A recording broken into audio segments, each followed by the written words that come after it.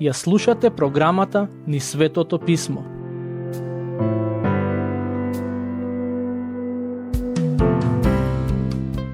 Драги слушатели, денес започнуваме со обработка на еден исклучително важен дел од книгата Псалми.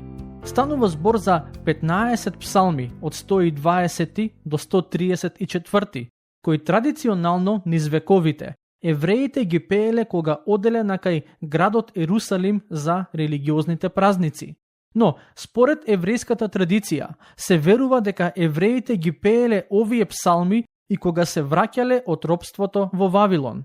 Во некои преводи од писмото, во книгата Ездра, глава 7, стих 9, се вели дека кога евреите се враќаа кон Ерусалим, тие се искачуваа. Тоа е така, бидејќи градот Ерусалим се наоѓа на височина. Но, да се вратам назад на најчестата употреба на овие псалми, а тоа е посетата на градот Ерусалим за време на религиозните празници.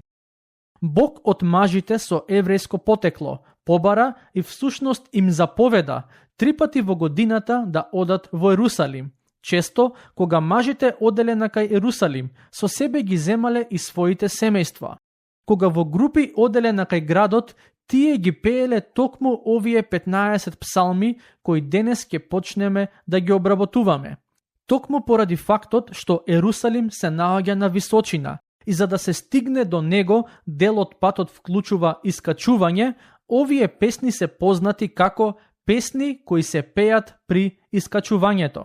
Например, ќе се сетите дека во Евангелието според Лука имаме извештај за тоа како Јосиф и Марија го однесоа Господ Исус во Ерусалим кога тој имаше 12 години.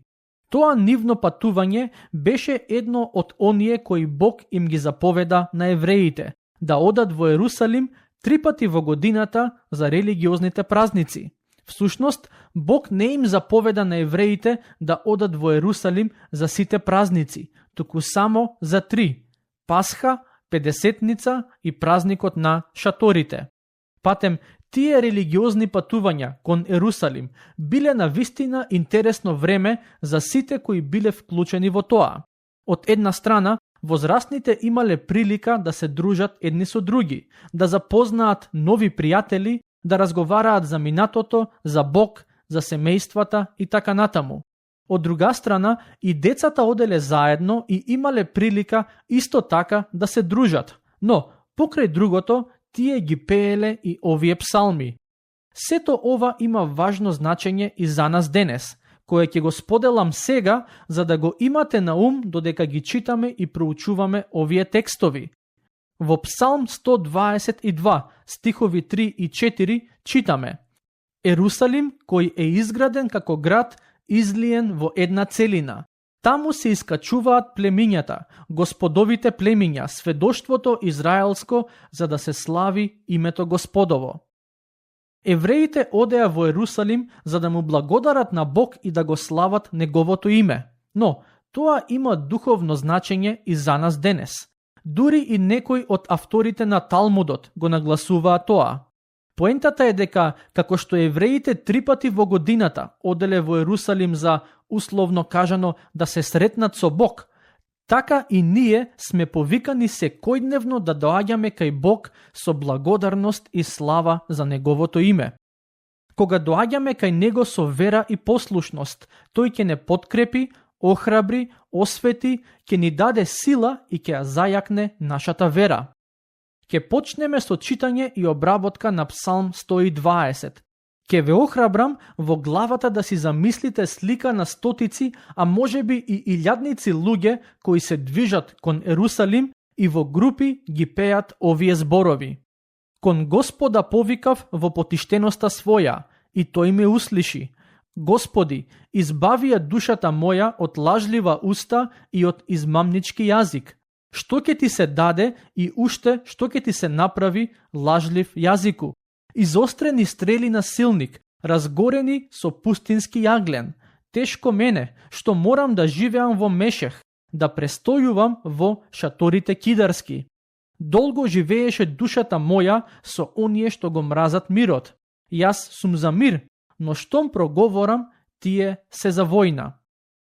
Авторот вели дека му е тешко затоа што мора да живее во Мешех и шаторите кидарски. Сакам да ги објаснам овие зборови, за да знаете зашто тој зборува. Ако отворите во книга Создавање, глава 10, стих 2, таму ќе прочитате дека Мешех беше син на човек по име Јафет, а од Јафет произлегоа нееврејските народи, а Кидар беше син на Исмаил.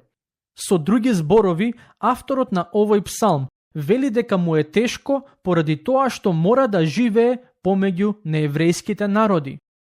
Проблемот не е во самото тоа што живеел помеѓу народи со нееврејско потекло, туку поради фактот што тие не беа луѓе кои сакаа мир. Затоа тој бара Господ да ја спаси неговата душа од лажлива уста и измамнички јазик. Едноставно кажано, луѓето помеѓу кои живееше не беа побожни и затоа тој бара утеха и заштита кај Господ. Едно од најголемите зла на минатиот век беше антисемитизмот, кој во Втората светска војна резултираше со погубување на многу евреи. Но антисемитизмот не е нова идеја. Како што можете да забележите, омразата кон евреите беше реална закана уште во старозаветно време. Но авторот на овој псалм одлучи да не се обесхрабрува поради таа реалност.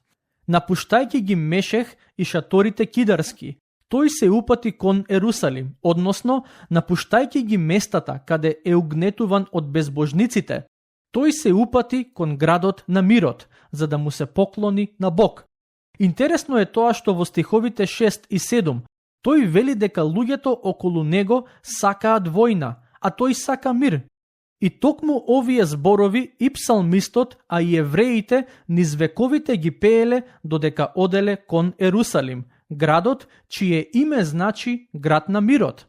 Тоа е една од главните одлики на вистинските верници. Тие не само што во себе го имаат Божиот мир, туку како резултат на таа благосостојба, тие сакаат да имаат и мир со луѓето околу себе. Во Новиот Завет, Господ Исус вели дека може и сака да ни го даде неговиот мир. Ако денес ви е потребен Божиот мир, ве охрабрувам да му пристапите на Христос со вера и во молитва и да го побарате тоа од Него. Сега доаѓаме до Псалм 121.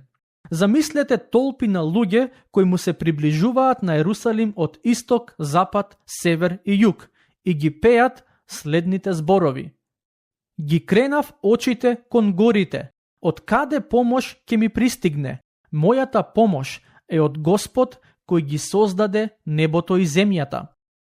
Неколку пати сум бил во градот Ерусалим и можам од лично искуство да ви кажам дека од која страна и да му пристапите на градот, вие секако ќе мора да се искачувате или пак да возите низ угорница.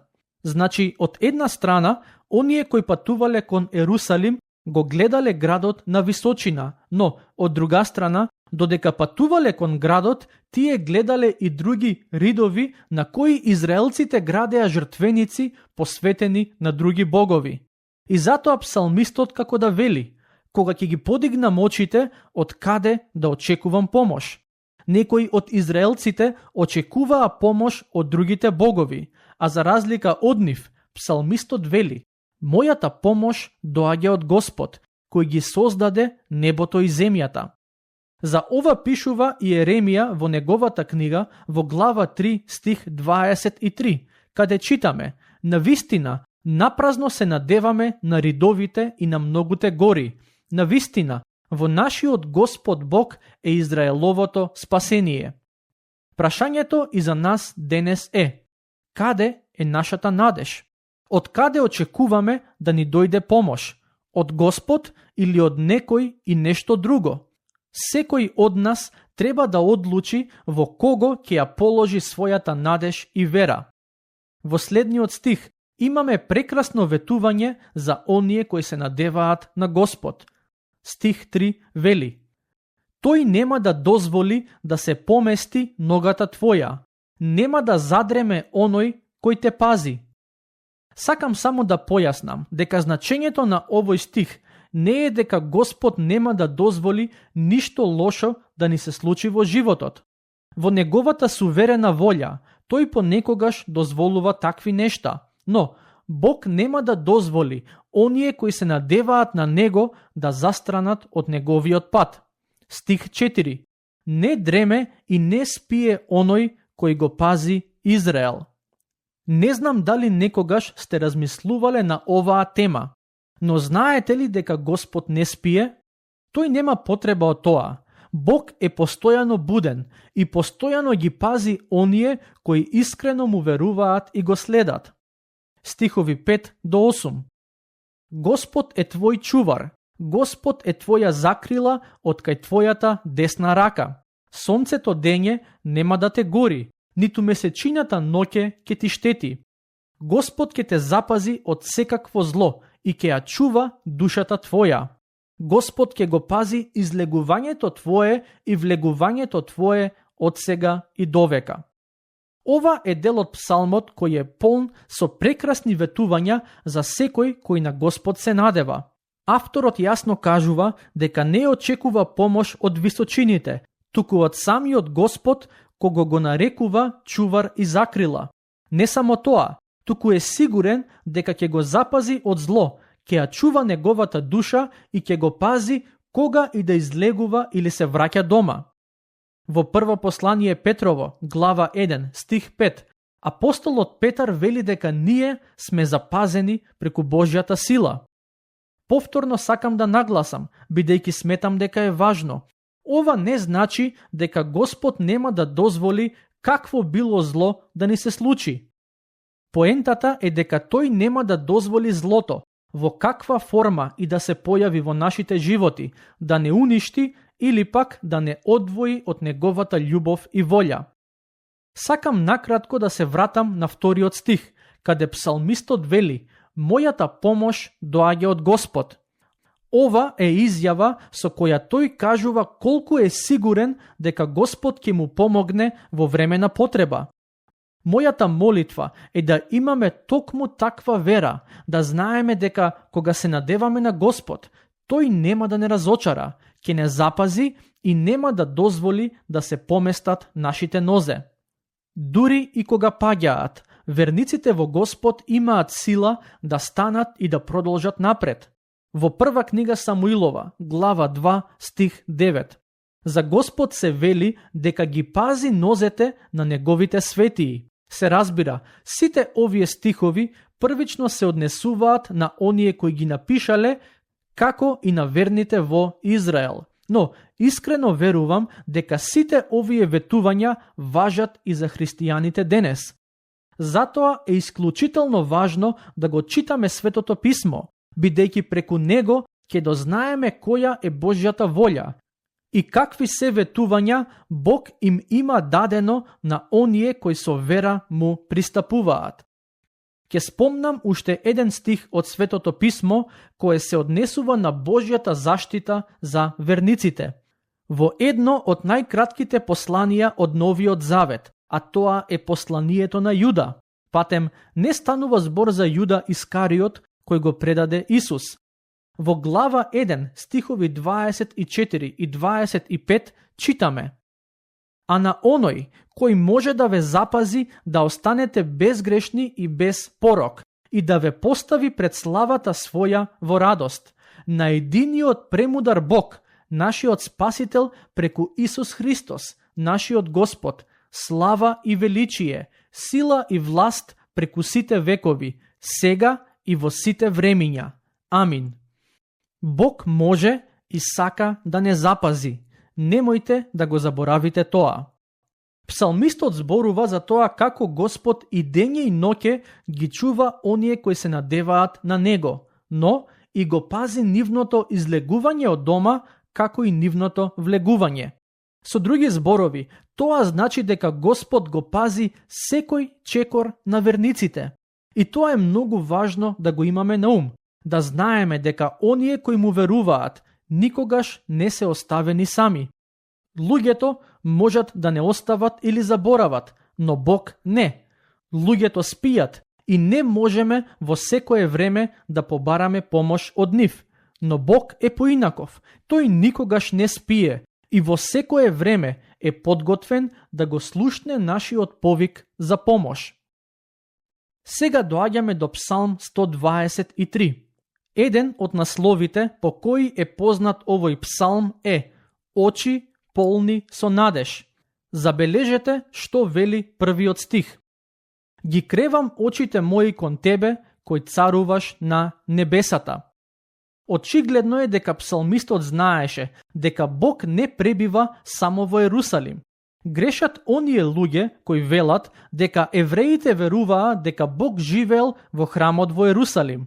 Авторот не го веруваше тоа, туку знаеше дека Бог престојува на небесата. Но, според останатите стихови, гледаме како е свесен дека Бог е активно вклучен во тоа што се случува на земјата. Стих 2. Ете, како што се очите на слугите свртени кон рацете на господарите нивни, како очите на слугинката кон раката на господарката неизина, така и нашите очи гледаат кон Господ, нашиот Бог, се додека не се смилува. Се прашувам дали ние денес гледаме на Бог на таков начин. Дали се надеваме на Него или пак нашите очи се вперени кон околностите, проблемите и ситуациите кои не измачуваат и ни го одземаат мирот. Стих 3. Смилувај се на нас, Господи, смилувај се, зашто многу сме понижени со презир. Имаше периоди кога евреите беа навистина понижени, но тоа беше резултат на нивните гревови. Токму затоа авторот бара милост од Бог, а милоста ја бараа и сите кои одеа во Ерусалим и ја пееа оваа песна. Тие многу добро знаеа дека немаат со што да се гордеат и дека им е потребна Божјата милост. Стих 4. Зашто се преполни душата наша од надменоста на дрските и од презирот на горделивите. Со што е полна вашата душа? Ова е прашање на кое е добро да размислиме. Ние живееме во свет кој е грешен и поради нашите или гревовите на другите луѓе, нашите души често се полнат со погрешни нешта. Но, кога ќе дојдеме кај Бог со вера, тој действува во нас, не чисти од тоа што е грешно и не исполнува со неговиот свет дух. Тука ќе го завршиме денешното проучување. Во следното ќе продолжиме со обработка на Псалм 124, кој пак е наречен «Очи вперени кон минатото». Дотогаш, Бог нека ве благослови.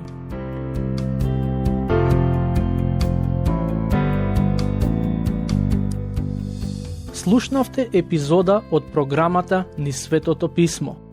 Можете да не слушате и преку мобилна апликација на нашиот YouTube канал и на подкаст платформите како што се Apple и Spotify.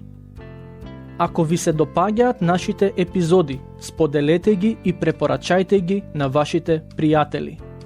Бидете слободни да ни оставите свој коментар или да ни пишете на нашата имейл адреса nizsvetotopисmo@gmail.com.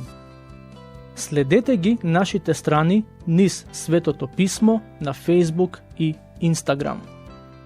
Епизодите од оваа серија можете да ги најдете и на нашата веб страна ttb.twr.org.